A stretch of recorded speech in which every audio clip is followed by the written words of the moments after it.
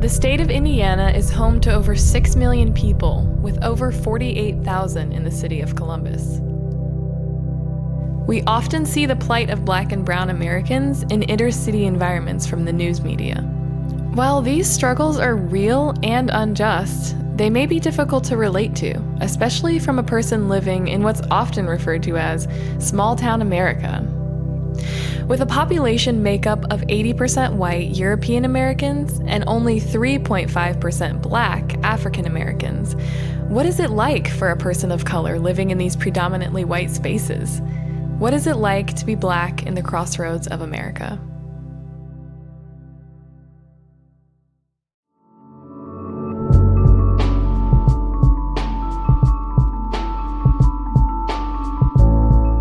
Most people assume certain things about Black people.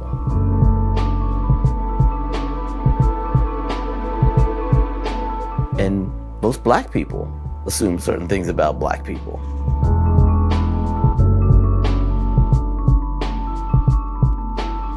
It makes progress really hard.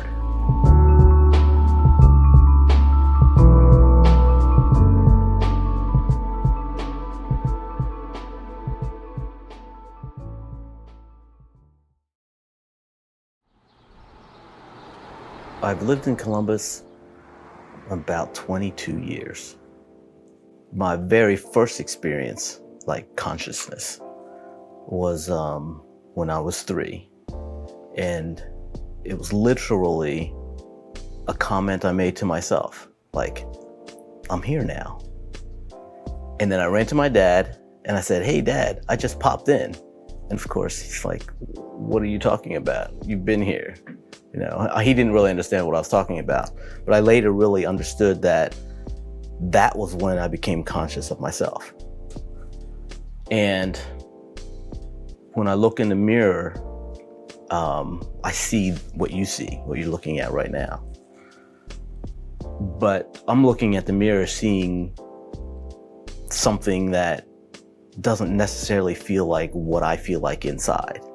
So you see this physical appearance, but I know that there's more inside than that. And that's how I've walked around in the world. It took me a while to understand what the reactions that I was getting meant. And when it was explained to me, then it was really hurtful to me, because I can't believe that that would be true, because they don't even know me. But it took me a long time to really understand that it was simply the color of my skin that made a difference. The experience where I was first made aware, like most Black kids living in a non-Black community, I was made aware of my Blackness because of an incident. In the first grade, it was winter, it was snowing outside. It was gross. I was 4 foot tall, 4 foot wide. Little round kid rolled into the classroom, and I was taking my husky sides coat off and I was putting it on my little cubby hole in the first grade, right? And so I'm putting my oversized coat on that hook, and over all the screaming and the yelling in the first grade classroom, I hear this voice screaming, and then I realize they're yelling at me, and she's yelling, "Move, nigger, move." That wasn't the last time I was called a nigger. So far, the last time was Thursday. And so I did what any good first grade kid would have done when they were called a name. I went and did that gross, disgusting snot flying crying out in the hallway. Gwen Wilkerson came down and she asked me what happened, and through the tears I told her, and she took me down to the principal's office. And of course now, I'm sad about being called a name, but then now I'm in the principal's office and there's all this terror that goes with that, because she's like the warden of the jail. And then she calls my mom. And so my mom comes and picks me up and takes me down, takes me home to where we were living at the time. And she sits me down at the kitchen table and she explains to me, and I remember to this day what it was like to sit there against this wall with the gray, gross Indiana outside, and my mom explaining to me why I was called this, and why it will happen for the rest of my life, and what it means. It's a conversation now I know that I'm gonna have to have with my son someday.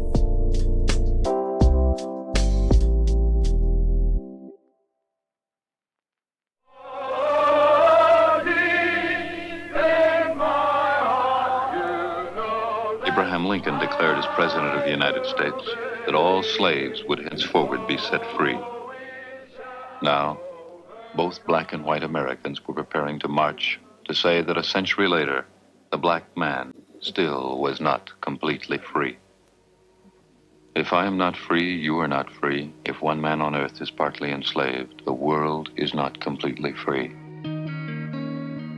My dad was involved in civil rights. I was born in '64, so, that was right in the middle of the beginning, in the middle of all of that. So he would explain to me what was going on, and he worked. He spent his entire career working in that field of making sure that discrimination wasn't happening. I always felt mostly comfortable in Columbus. I think when I moved here, I also suppressed, and it wasn't explicit. There was nothing that my mom said to me that was like, okay, great, now stop being black, bury those parts of yourself, and be as white as you can be so you can be accepted. But it is kind of what happened. So I think I just acclimated to this very white space by burying those parts of myself. Coming from North Dakota, I honestly did not see a lot of black people. And so it was kind of a feeling of living in between two worlds, experiencing, I guess, the stares I would get in grocery stores, or I'd be walking down the street, people would honk their horn, make sure they got my attention, shout the N-word at me. Job I had once, I remember going in, I was the only person of color in there. I remember going in and seeing white power spray painted on the walls. I didn't know what to do with that. I didn't know what to do with that at all. Because in my head, I wasn't any different from my coworkers or anybody I knew. And then to be reminded that I'm the different one, that was very weird, being brought up in community that would always like to remind you you're the different one. It's kind of a very isolating experience. The structure of my family was a little different from other people's.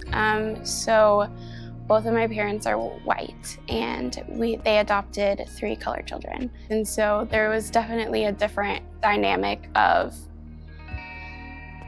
we are all equal and we don't acknowledge color. And so growing up, we would experience subtle microaggressions and sometimes blatant racism, especially when we moved into Columbus. But it was just kind of, some people think that, but that we don't. Check the box and move on. My dad always called me a social butterfly, and that was because I was always trying to figure out which group I belonged in. I was always hopping around. There'd be racial jokes made that I didn't really understand the depth to, especially since the culture I was raised in was very, very, very white. I didn't really know anything about my own history personally, let alone my heritage or my ancestry. So it was basically me just trying to navigate all these what I'd call now really nuanced feelings, and then experiencing me in groups with these jokes being made and me feeling like I had to go along with them because I was the cool black guy. I was the all right one. When we moved to Columbus, there wasn't a huge kind of, oh my gosh, we live in a different place. But then we went to Hauser High School, so we would ride the bus, and that was kind of the first time that, we would be called the N-word, and just the blatant racism that kids don't really understand. I remember when I came to Columbus for an interview, they were showing us how wonderful Columbus was, all the architectural wonders and everything, and how safe the city is, and how culturally diverse the city was. And I was, they were really selling it hard. And I just remember the first week I was here, with that mind of how safe and accepting Columbus is, I'm running, and some teenage guys drove by with the windows down, and they were yelling out racial slurs at me. This is my first week here. They used some terms I had never heard before. I've heard of it growing up in the 60s, being yelled at to my parents and things, but I'd never heard it. So when they said those things, I literally laughed, because it's like, I can't even believe I'm hearing this. And then, of course, my next thought was, welcome to Columbus.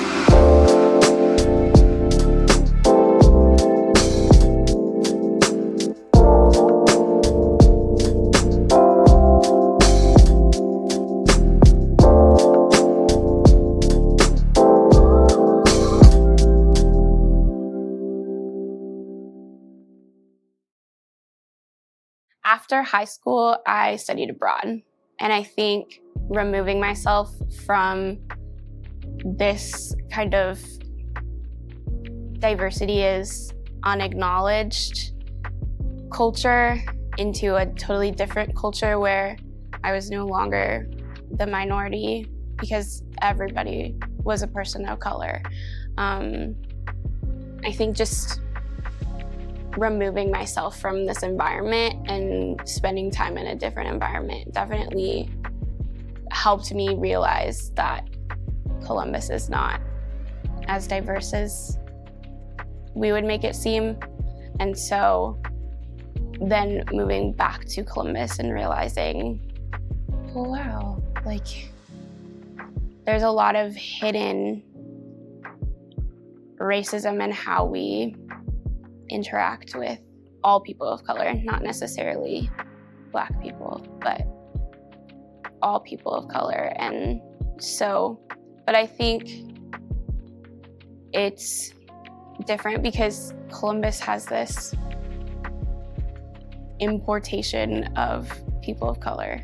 And so we say, wow, we are so diverse. We are a melting pot in America. And there's still sections of segregation that nobody really acknowledges. I think, at least for me, as like a Black person living in America, I've never had to be like, this is what's happening and I'm upset. Like there have been little moments or little hills, if you will, where I've been more aware of it. But it's in 2020, seeing the outright injustice and seeing people so comfortable with doing nothing about it has never been more hurtful. Being Black in America means that your voice is often silenced. As much as I think people would love to say that like, yeah, like Black people are valued as much as white people or other people of color, that's incorrect. I don't believe that Black people are valued as much as white people in this country. And it's seen in the fact that, Ruby Bridges is still alive. And when she was a kid, being, one of the first children to be in a recently desegregated school, there were white parents out there with coffins that were her size. They were essentially saying, like, if you go in there and you interact with our children, we'll make sure you end up in this coffin, and she's still alive. She lived through those experiences. So the fact that these experiences weren't that long ago, but people are so quick to like push them away and say that we've changed instead of examining whether we've actually changed the systems that allowed this to happen, has just showed me like the level of value that we have in this country, which is unfortunately not a lot. I grew up around like my family, my cousins in Columbus. I really wasn't around a whole bunch of Black people at first. I had predominantly white friends. I decided that, it's something, there's something bigger than me and there's something bigger than color. So I'm not gonna focus on that. I just want to take care of the people that I care about. I feared that this would happen, and I feared that it would come back somehow. And now I got to explain to my son as he gets older, yeah, this is why we do this and this is why we don't do that. And when you get pulled over, this is why I'm teaching you these things, so you are always prepared for the worst. And I just don't think that somebody as innocent as a child should have to, of any race, should have to go through something like that, like have to know information like that, not just living, but they know they're learning how to live, but they're also learning how to survive at the same time. Relatively speaking, there's a lot more Black people in Columbus than there were when I moved here. It took a while for me to get a real grasp on what I was hearing compared to what I was seeing, because Columbus has always talked about how diverse they are, and they are definitely diverse.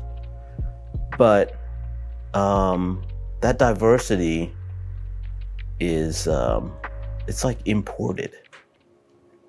There's a difference between a Black American and a Black African or Jamaican or whatever that are not from this country. There's a difference, and they're treated differently too. I have seen a lot more diversity in Columbus, but I haven't seen a whole lot of change.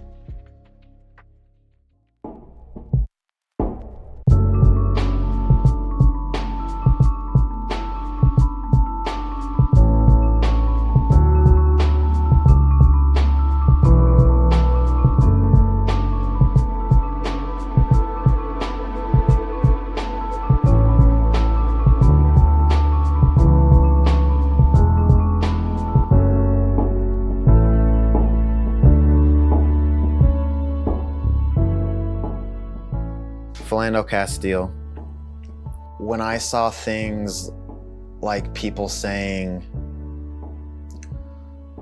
like, oh, what was he doing? Or he shouldn't have done this, or this or that. And you see that for a lot of the cases where we got these young Black men and women getting shot, getting murdered. And then I think to myself, I think like in my own head, I'm like, I don't know if I would have done anything differently. And so all the people who I see, all the people on my friends list, I see like posting like all these things. I'm like, man, if this were to ever happen to me, like, what would y'all be saying? It's not hard for me to know what a positive change looks like. It's hard for me to know what to do to make a positive change happen. I would imagine that most people that know me don't know some of the things I've just shared.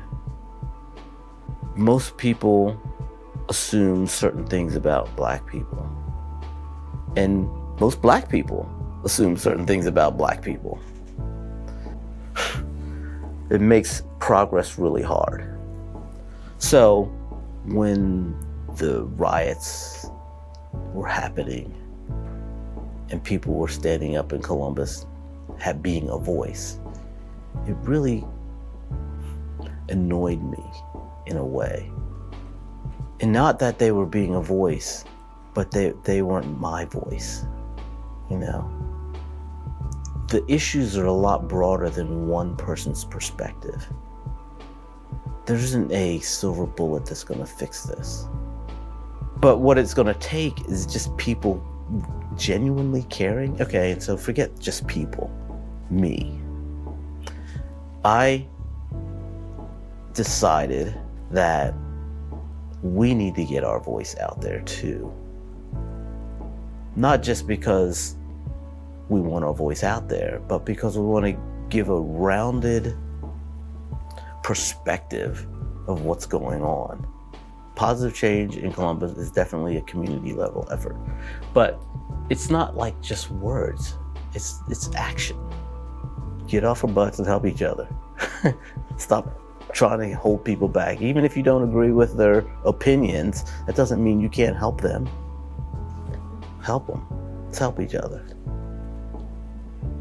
That's what we gotta do. Don't go by a problem. That means we have to be responsible. There's a concept.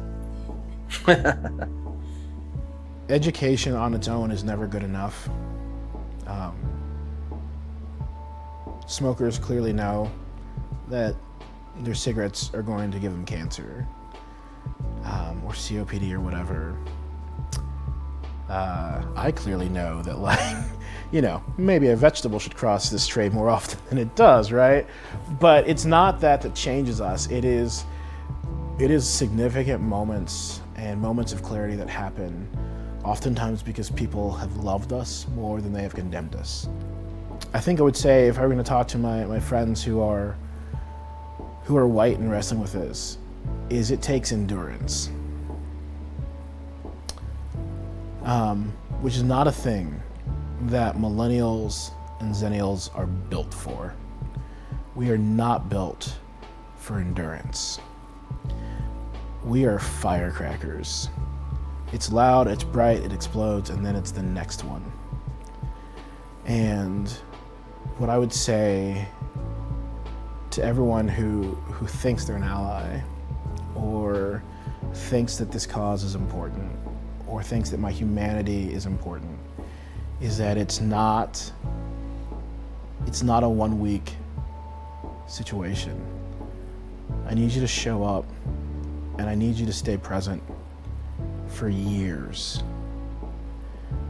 of modest success at best. Because that's what we've been doing for generations. I see positive change in individuals who are starting to get it. But outside of just starting to get it, they go on their own and they learn for themselves. I think that I can explain my own versions of racism and the things that I experience, but you have to have a level of understanding before I can help you grow. And so I see positive change in lots of people who are now reading and researching and taking that time to get that initial level of understanding, so that when we do have those conversations of, all right, now what can I do? They already have that basic level of understanding where I can have meaningful conversations and not have to explain every detail, because they are taking the time to process inwardly.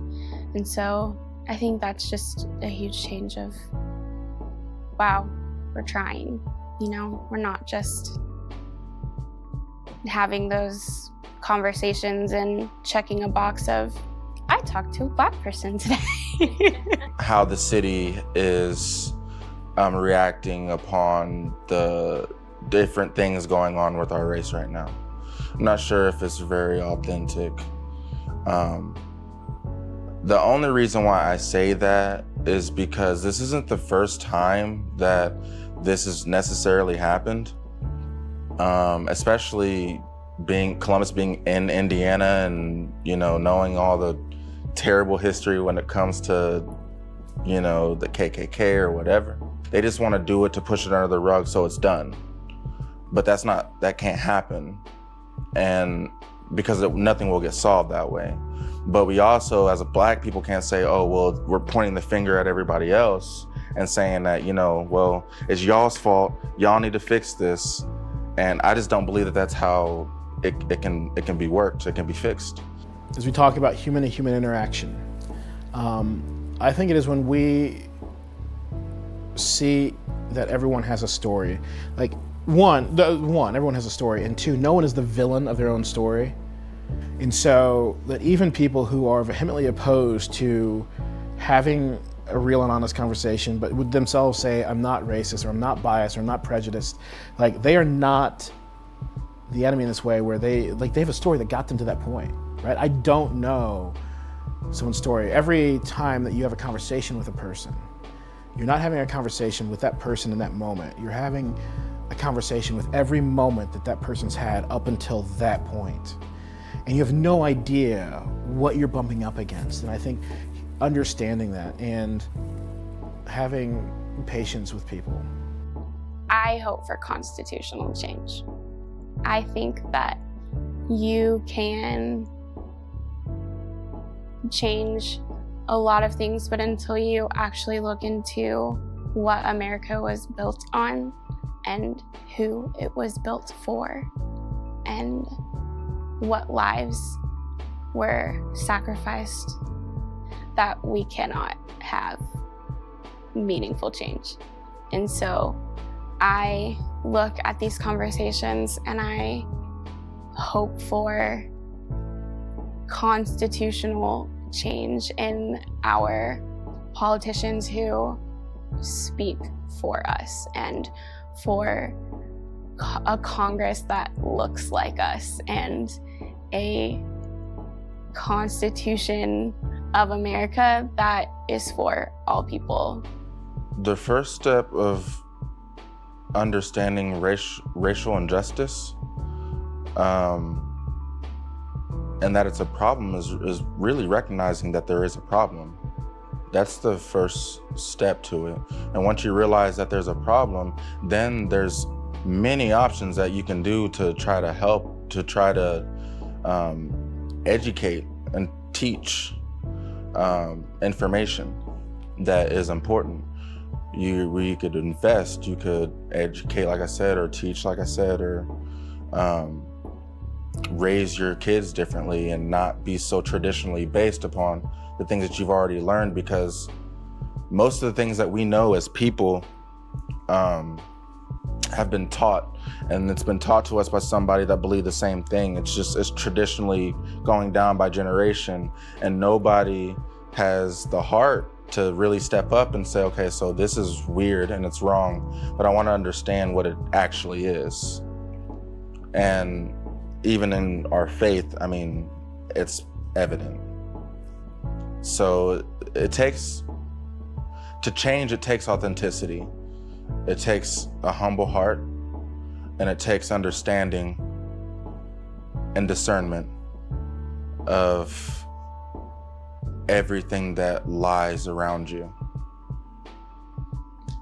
I also know that for me, one of my reactions is what you can't be responsible for what you don't know.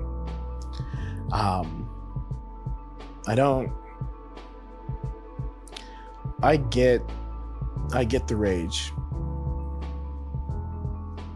and I get the anger. I've not been dehumanized every day of my life.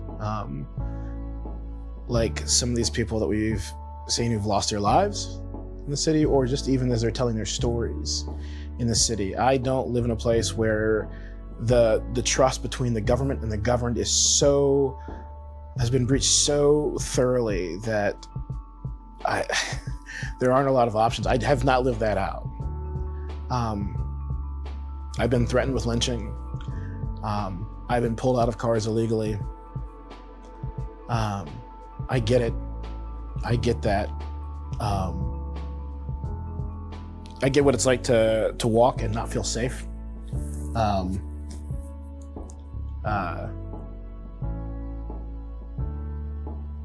So I get the rage and wanting to burn everything down. But I also have hope around this, and I have a patience with people who don't know, right? Because part of, that ugly word privilege that people get so upset about hearing and misunderstand is that the privilege is that you're what we all learned in history class was written in such a way that it is comfortable for the majority. And so you don't know things like, most Americans don't know who the first person who bled for American liberty was. He was a freed black man in Boston who was at a protest. His name was Crispus Attucks. But they also don't know what a minstrel show is and why the connection to some lady on a box of pancake mix or whatever is so offensive, or what redlining is and what that means for our cities, or the fact that there are still departments that,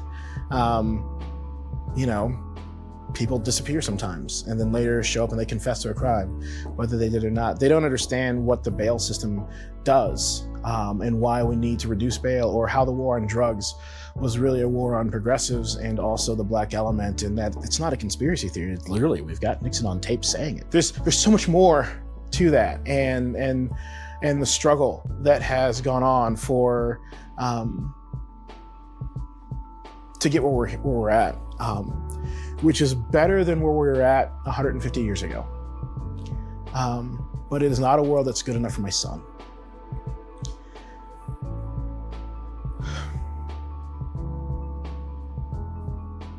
It's not enough, I don't think, to be angry and stay angry. It's got to be more. It is to see the humanity in the other, even as the other is denying you yours sometimes. And so it is this speaking to those who want to listen and giving opportunity for people to hear a story that they've never been told before. It's to speak truth to power, prophetically and strongly, not for your own vindication, but because justice must roll on.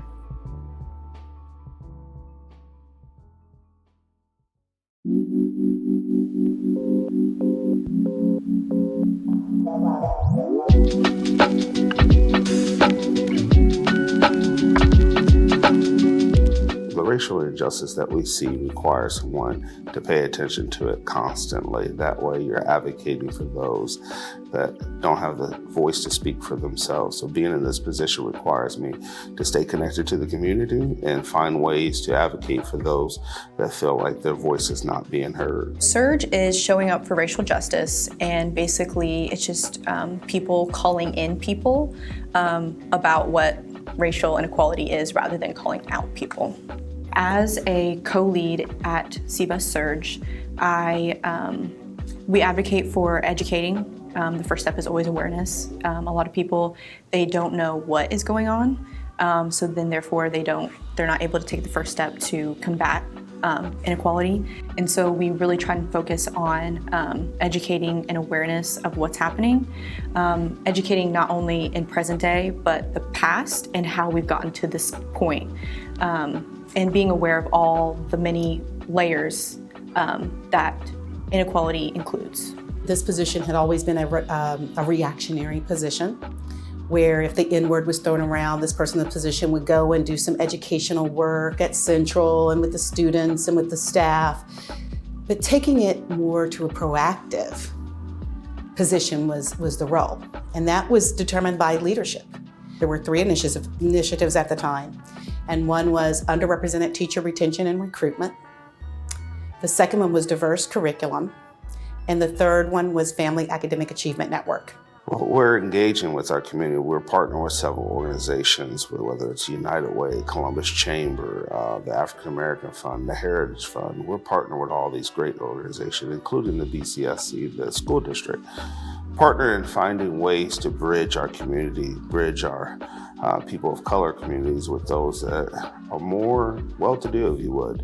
And by us creating programs such as a mentoring program with the BCSC program, we're doing things where we're gathering these organizations together to help build Black wealth, put people in the forefront that never really had a voice, in getting them involved is what we're trying to do right now in this community.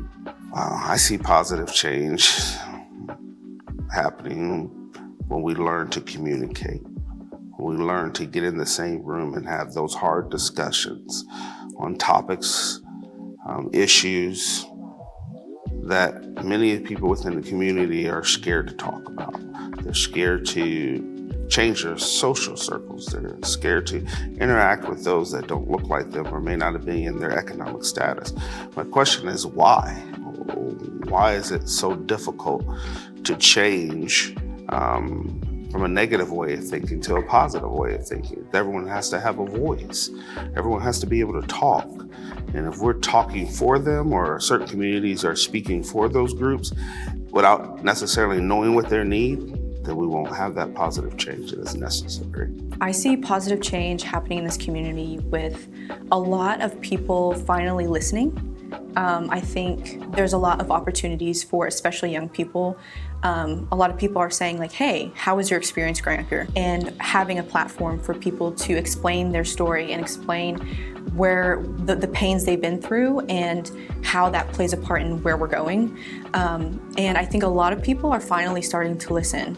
I think that there's a lot of conversations that are being started and a lot of kind of questioning of how did we get here and why are we here? Systemic injustice, it's a system. So there's many layers to oppression and many different facets. So educating yourself on a lot of different things. Every person has privilege. I have privileges, having lighter skin, being able-bodied, all these things. I need to educate myself in how the way I look and I walk in the world, how that affects people around me. And if I am able-bodied, how does that play a part? I need to look into those oppressive ways of people with disabilities. I need to look at different avenues of oppression that maybe I don't experience every day in my life, but I need to use my privileges for the betterment of other people as well. So I would say educate yourself as much as you can to get comfortable using language that will help move the discussion forward.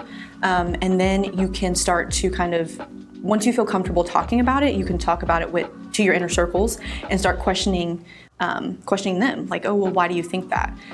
What led you to that conclusion? And then from there, you can really start to kind of really get into this point of radical imagination. Like, okay, if this system is oppressive in this way, why are we still doing it? And is there something different that we can do? And then once you really, really get comfortable in using the language and talking to other people, stand up for other people. If you see something at work happening, say something. Don't wait for, we shouldn't have to wait for something to get to the point of no return. We shouldn't have to sit and wait and see a 9-minute video of a man being murdered in order to take action. We shouldn't have to read the news and see another mass shooting. We need to become more preventative in our measures and stopping things before they get to that point. Restorative justice is about repairing harm, being able to sit across from the person who has offended you and talking through that. Why did you say that? Why would you say that? But also using it as an educational moment to explain why that particular word why it matters to you. So that there's that restorative justice. So we still have that reactionary piece, but even within restorative justice, we are working on proactive pieces where we have deep discussions about what can we do to start diversifying our curriculum and having discussions as early as kindergarten, right? About why my skin is different color than your skin and why my hair is a different texture than your hair, and helping kids understand transgender, LGBTQ, all of those things that matter, just respecting each other and where they are and who they are, and valuing the talents that they bring to the table and embracing them. And we need people at the table to help us do this work so that we can put these systems in place for real, true, authentic, positive, systematic change where everyone in this community feels valued.